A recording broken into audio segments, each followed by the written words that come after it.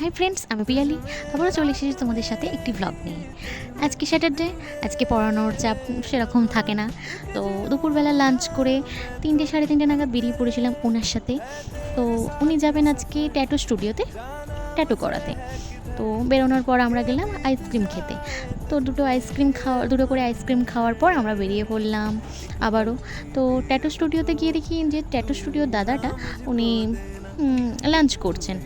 তো লাঞ্চ করছে, আমরা ততক্ষণ বললাম তাহলে আমরাও একটু ঘুরে আসি। একটু ঘুরে এসে ভাবলাম এত গরমে একটু কিছু খাওয়া যাক আবারও। তো আবারও একটা করে ব্লু লেগন খেয়ে নিলাম। দেন তারপরে গেলাম ট্যাটু স্টুডিওতে, ওনার ট্যাটু চালু হয়। তো সেখানে গিয়ে আমি এতটাই বোরিং হয়ে যাচ্ছিলাম বসে থেকে তার ট্যাটু কমপ্লিট হলো। দেন বাড়ি এলাম 8:30 নাগাদ। তো ওর ট্যাটুটা এত সুন্দর হয়েছে, এত ভালো হয়েছে। আমরা আন্দুল স্টেশনের ক্যানভাস ট্যাটু থেকে ট্যাটু করিয়েছি, এটার নাম হচ্ছে সুরজিৎ কুণ্ডু।